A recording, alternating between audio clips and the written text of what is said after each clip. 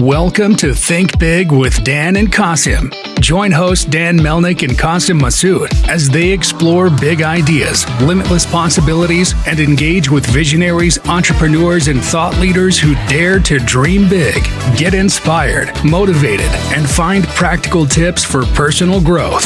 Think big, dream bigger, and ignite your potential. All right, welcome back, everybody. Guest today, Ben Weiss. Ben, it's great to have you on, man. Appreciate you hopping on. First of all, just tell us where you're calling in from, first of all, and what you do for a living with NXTGs. I know you have a podcast and some other things going on, but yeah, let's start with NXTGs. Yeah, so just calling in from Boca Raton, Florida. You know, an incredible Awesome. place to be, warm, sunny, great beaches over here, and we got a good environment too for building businesses. So, you know, with NextGen specifically, the focus there, Matt, has been on trying to create a digital and physical product and make it mainstream.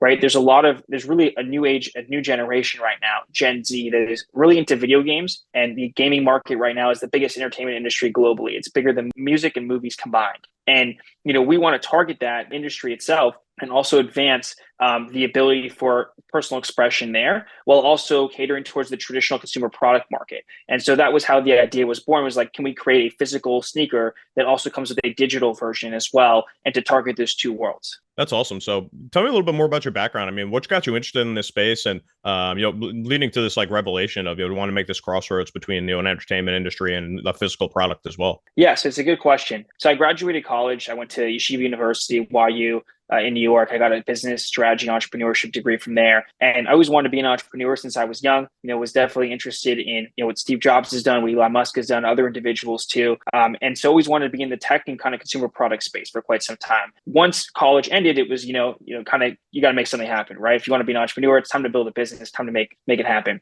So I went to a birthday party of an individual by the name of Moishe Mana. And Moishe Mana, for those that don't know, he became a billionaire, real estate billionaire in Miami. He helped build up Wynwood, the Wynwood walls. He spent about $2 million a year painting all these walls, making it to this art area. So he really built up a lot of real estate there. And he threw a birthday party for himself, and he kind of brought the whole community to it. And so someone told me, hey, Ben, come over to this party. You'll have a great time there. You probably meet some interesting people. So I was like, all right, sure, might as well. So I got this Eventbrite ticket, headed over to the party. It wasn't in any of the VIP sections at the time because I didn't have a relationship with him. And basically somebody, make a long story short, somebody got me into the VIP section there, the last one, right before I was literally about to leave. And, and then they got me into this one, and happened to meet somebody there who's really well connected in hip hop in the space. And, through that opportunity, we wound up getting to Dirk, and Dirk was the person I thought had the most amount of, make the most amount of sense for an opportunity like this because of the reach he had at the time. He didn't have anything in the space whatsoever. He was really, very fashionable individual, great fashion sense, and was known for his, his dress and his ability to really have unique outfits. And so we got a meeting with him. Took some time to get the meeting. I put probably 15 hours into a pitch deck, make it as best as possible. You get a shot at doing this. You got to really nail your pitch deck. He said, thanks, appreciated the call. His management asked us a bunch of different questions, and we got a contract with them, about a month or so after. Yeah, I mean, it was just a process to kind of get that done. There were some other great opportunities along the way, but it was a great learning experience in terms of how to be able to maneuver, how to understand negotiations, how to understand partnerships, and who to partner with and people to work with and things like that. So that's kind of how it came together, Matt. That's awesome, man. I love that story. And I mean, talk to me a little bit about this, in partnering with somebody who obviously has, so much, public influence like this. What's it like partnering with somebody like that? And, how do you go about having conversations about, the product development and the scope of the idea and all those kinds of things as you move forward with a partner like that? Yeah. So, when you're working with somebody like Dirk, for example, he's got a busy schedule. He's got certain things that he's doing. So, definitely earlier on in the development of the project, it was much more of just kind of get it to the, be streamlining your communication, only have certain things ready, and only bring it to him once everything is fully ready for him to be able to look at and to have his approach on. But from the creative standpoint, he really took the reins on a lot of the creative initially, selecting the right kind of design framework that he wanted to go in terms of the base of the shoe, being behind some of the creativity of the colorways of that. And so that was really something that I think he was more passionate about. And so it made a lot of sense for him to be involved. So you have to kind of figure out the areas that make most sense for an individual or brand you partner with to be involved in. And then you kind of handle the rest. I think every single, it's a case by case basis. It's like you're going to figure it out because every single person's different. Every brand you work with is different. And so I don't know. I think you also just have to be able to be strategic in terms of adding value. So, for example, it happened to be that the Nelk Boys, who have the Full Send podcast, which was a pretty new podcast at the time, Steve Will Do It from the Nelk Boys lived in Miami. And so we were thinking of doing Impulsive or Full Send. And I happened to, call up one of my friends, Casey, and he's like, I was telling the opportunity. He's like, I happen to know some of the guys, behind the scenes. I know there's one manager from Nelk. I actually just met him a couple of days ago and it's interesting that you kind of mentioned this opportunity. I just really, recently met him. And so we kind of through him, we put this whole opportunity together because Full Send was pretty early on. Having Dirk on Full Send would be something that would excite them, as well as it can be a great opportunity for him to, promote what he's built, what he's doing, his music, and also what we're building together, this shoe brand. Right. And so we pitched it to them, everyone, we got it connected. And we had this opportunity. We were on a yacht, in Miami and, shot this podcast. And that podcast has now, I think, almost 4 billion views. I got an opportunity to be on the podcast, which is definitely fortunate to have that. And that was a great way to really express what we were doing as a brand. But it also made sense for him, right? He got to talk about his music. His album was #1 at the time. I think he had 17 songs out of the top 20 on Apple Music because it just came out and it was really hot. And so the value add was very strategic for him. It was very strategic for us as well. So I think you always have to determine how to add value correctly to people. And then, that reciprocation there makes sense for any type of activation you want to do within a partnership. Yeah, that's awesome. I love that story. That's so cool. Obviously, you know the Nelk Boys for sure. That's super cool. So, and then I'm curious, just like think about the product, and obviously, once it launched, I see it's seems like you did well. It looks like it's sold out on the website. Looking to revamp. You said no, it says shipping coming soon on the website. Talk to me a little bit about the initial launch of the product, or are you still pre-launch with the product? I wasn't 100% clear. Just checking out the website. Yeah, so it's still in the launch phases. So we've Cool. done an early access kind of launch with a unique custom red bottom that says 7220 on the bottom, the address, I think, of his grandmother and of the last album. And so we did an exclusive edition of that. Those are now done. And then we're going to be fully rolling it out, much more later on too, with a still limited run, but in the thousands of pairs is the plan. So right now we're working on the production of bringing the initial order out, which the shoes are looking really nice, and working to bring that out to everybody and kind of just, get that all fulfilled. So it's a process, it's a startup company. It takes time, these things. But we're definitely fortunate to have great people that have been supporters of us and have really, believed in the mission that we have here. And we're now working to fully bring it out. Yeah. That's awesome. So with thinking about something like this, obviously, doing it at scale, I can imagine, with somebody like Lil Durk with his name attached to it, I feel like this is something you could sell out before you even get the shoes out for production, right? So how do you kind of grapple with that? I mean, something that is going to either sell out immediately at the launch, or are you taking pre-orders for this? Like, what's your general strategy for the fulfillment side of that? Yeah. So I think that the way that we look at it is we did this early access sale. For him, it's really only intended to be very limited as a product. And so I think we're looking at no more than around 10,000 or so units for this specific shoe. And then that's it. It's a luxury product. It's a higher end price point product. It's, a $500 shoe. It's made in Portugal. There's a higher end leathers. It's partially handmade. And so there's a lot of different aspects into the rollout strategy for it, because it's not necessarily just a mass market product. So, with him and with the influence, like you mentioned, he could really do substantial numbers, sell it all out. And so it's really just about the right positioning. How do you position something like this to have success where it caters to the sneaker audience, it caters towards his existing fan base, something that comes off as really authentic, that shows that he cares, because there's been, a couple of years of work put into this project. The goal is to really bring it out in that kind of way that conveys the organic nature behind it. And he has to really love it. If he doesn't love it, then what's the point, right? So, that's still, in progress. And there's a process to that. But our plan has been really nail the designs, get the designs to be as best as possible. So it's something that's really great to look at as well as to wear, and also really make sure that we nail the prototype and the shoes themselves, the production of that. And so we're really focused on the production now and making sure that that's done well. And once it's fully brought out, we're pretty confident it will entirely sell out. Yeah, it's amazing. And obviously with something like this, you probably don't need to take to something like, doing paid advertising to get the name out there for this stuff with the following that, obviously Dirk has. And, through other channels, you can have people who know him, other people you meet, whether it's Nelk Boys or wherever it is, just kind of get the word out there about it, through their organic channels, the socials and things like that. So is that kind of generally what you're thinking as far as when the rollout goes? Is just going to be, people in the community posting things like that? Yeah. I mean, I think that part of the reason we wanted to do this partnership initially and create this company together was, we had the ability to really finance and develop a whole new shoe from scratch, pretty much from scratch for him. And that's something that's, that's appealing, and it's not really done by that many individuals, only a handful of individuals. And so, he has the influence to really sell it out. So though that was kind of the mutual value that was there initially, and part of the reason I wanted to bring him on and to do this partnership. Yeah, I think that we view it like that, like just building along those avenues. I'm sure there's other people that will come into play. Like for our initial early access sale, we had Bob Menery, who's now back on Full Send, help us out and talk about it. And I think Bob just generally enjoys and likes what we're building, which is something that's nice to have. He talks about it as very nice, very openly positive, which is great. And there was a bunch of other individuals too that have been helpful. Waka Flocka, for example, who's a partner in what we're building. He's helped promote and talk about it and bring some traffic to it. And so definitely we're appreciative of all different individuals that have been helpful in that nature. And Dirk's got some great relationships that have come to play in that. Hey y'all, it's Dan Melnick, the CEO of Zing. And I wanted to share a special offer for all of our listeners. Right now, if you need software development services, we'll give you 2 weeks of a free trial. Do you need to update your website? Do you want to build a mobile app? Do you want to update something that you've been working on for a long time? We've worked in a high-level technologies like AI, machine learning, blockchain. So shoot me a text, 817-874-2208. Thank you.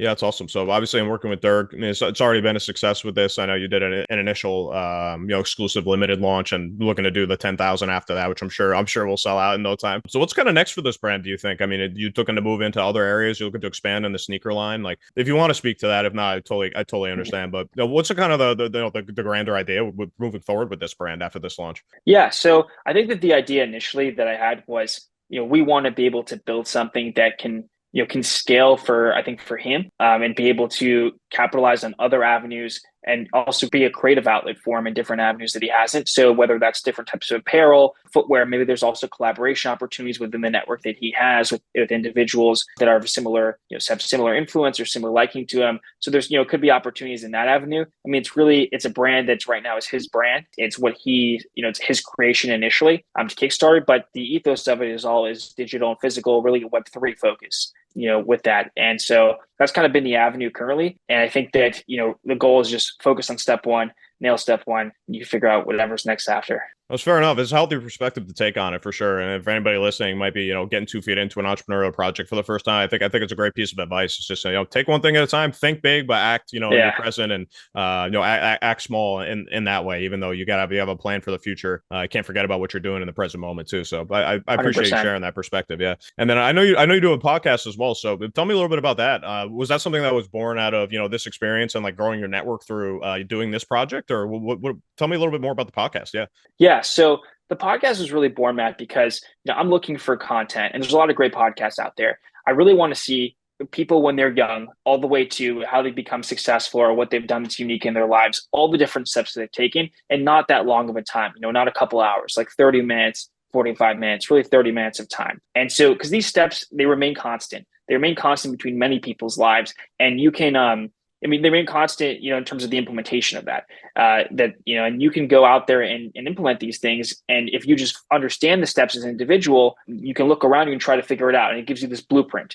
And some of these steps are not out there. When individuals achieve a certain amount of success, what happens is a lot of times the interviews and the conversations they have are about that success in the moment, right? Like all success, it's not like necessarily, most people it's overnight. I mean, very rarely is there something that just entirely blows up pretty quickly, right? And so, those steps are something that needs to be evident to everybody. And there's so many different types of people that, want to give back and want to be able to share their journeys and really highlight these types of steps that they've taken. And so that's how the podcast was born. It's called Legends and Leaders, and the categories of individuals we like to, have people on that are considered legends or leaders in their respective fields and break down their journeys. And there's been a lot of people that have been fortunate to have great conversations with and have given back their, their time and their advice. And there's a lot of entrepreneurs that have been inspired by it. I think done over 3 million impressions now on so far. And the goal is just to get back. The blueprint needs to be out there. It needs to be accessible. And we want to create a lot of more people that want to be innovative and want to change the world and have a great impact on their fellow humans. No, it's so true. And I mean, I appreciate that vision because, I kind of feel the same way with what we're trying to do with our podcast here as well, which is basically, all you see on social media these days. I mean, whether people are peddling it like this or not, I mean, everything just comes off as like, the overnight success, or, you learn about somebody only when they become extremely successful. That's why they're getting getting so many impressions in front of you when you're on your socials or whatever. To hear those stories up to that point is so important, because as an entrepreneur, in my experience, and what I hear from so many people that come on the podcast is, one of the hardest things is just that, like, that mental grind of feeling like you're on an island, and, feeling like somebody is out there doing something better than you at exactly what you're doing all the time, which, like, yeah, that may be true, but, just be able to hear from other people that, yes, I went through that too. Like, yes, I went through these pains. So yes, I made these stupid mistakes that I easily could have avoided, but it happens to everybody. No, I definitely applaud you for that. And again, it's definitely, I think that's definitely a shared vision between us. That's an amazing thing. Yeah, I love that. Did you mention anybody that's been on the podcast of note recently? Yeah, there's been a lot of great guests. We just recently had Kevin O'Leary on from Shark Tank. Oh, awesome. Yeah. So Kevin, he has quite an interesting journey. He's an individual that he had at a point he was going to get like $250,000 in to fund his business, and like this investor bails on him. So his mom gives him like $10,000, right? And he goes out there and creates this company, becomes a learning company in the end. And the company gets acquired by Mattel, I think, for $4.2 billion, over $4 billion.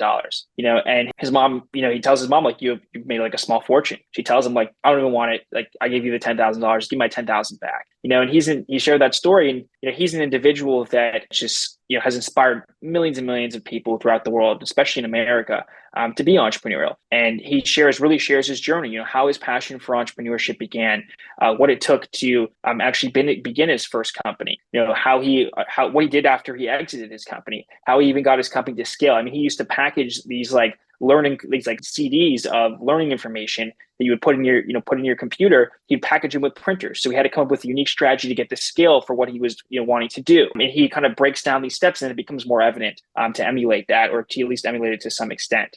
So Kevin O'Leary was one. We just put out one with Rick Harrison from the popular show Pawn Stars. That one's already doing really great. Miss Universe, Aubrey Nola came on. One of the co-founders of Apple, Ronald Wayne. The lady who was the voice of Siri on the iPhone, Susan Bennett. The creator of Shazam, Chris Barton. So definitely a lot of interesting people. And I like you mentioned, Matt, definitely a shared vision here with what you're building and you're creating, of wanting to give back and wanting to to really share a great story so other people can learn, whether it's e-commerce businesses or just businesses in general. Yeah, no, for sure. It's because as I mentioned before, I mean, it's just the most important thing, right? Like, especially now in this such digital age. I mean, so many people are just working by themselves off of their computer, doing, digital brands. And, you already feel like you're on an island just being an entrepreneur, especially when you're just doing it all from home. You're not even necessarily around people to bounce ideas off of, or like, hear different experiences all the time. So these digital mediums, to be able to have those, like, might not be a conversation as just a listener, but you kind of emulating a conversation with somebody who, an entrepreneur might want to really hear about a certain topic, to be able to facilitate that is really, I think it obviously helps people. I mean, I know the podcast is kind of blowing up. I was checking it out. So no, that's super cool, man. I love everything that you're doing. I think it's super innovative, and, with the podcast, it's very inspiring, obviously. So that's amazing. And let me ask you this though, if you can go back to, I know some of these ventures are, a little bit younger. I mean, you're a younger person in and of yourself, right? But if you go back to, right after you graduated college, I mean, before you got like off on these ventures, whether it was with Next Gens or with the podcast, you go back and give yourself any piece of advice. What do you think that piece of advice would be?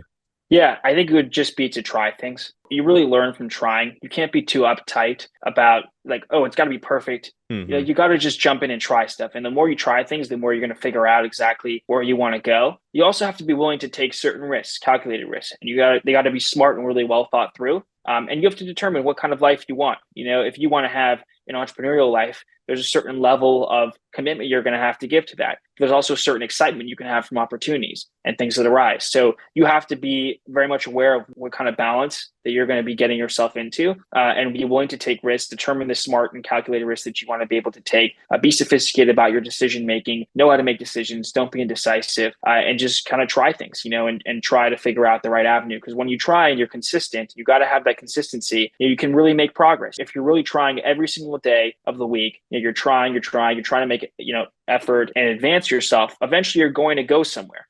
The question is, how far you'll go or where you'll go, but you're going to go somewhere because you're not giving up. And so that persistence and that tenacity and the ability to execute consistently is so important. And you need to be able to have that type of mentality that you're going to go after exactly what you want. You're not going to give up. You're going to be consistent about it. And you're just going to keep going until you make it happen. No, it's so true. It's such good advice, right? I mean, most of the people that come on the podcast, when they eventually get to a business that's successful enough, where it's been around long enough, where they want to come on a podcast and talk about it, it's usually their 10th, 11th, 12th thing, right? Or they had a career in software for 20 years, and they're just getting into maybe a CPG brand for the first time. Is another common scenario that I have, and they're like, yeah, I thought I knew something about business. Yeah, I don't. I actually knew absolutely nothing, and I think going through those trials and tribulations, especially if maybe you tried like 5 or 6 venture projects that didn't necessarily work out, just to have those experiences and learn different sides of things with the different challenges that come with each individual brand, even in the same industry. I mean, random things are just going to pop up. Just to go through those experiences, like you say, just try things. I think that lends you to be able to have that success down the road when you do find something that has either product market fit, or maybe just catch a little bit of luck and if something goes like maybe a little viral on your TikTok or something.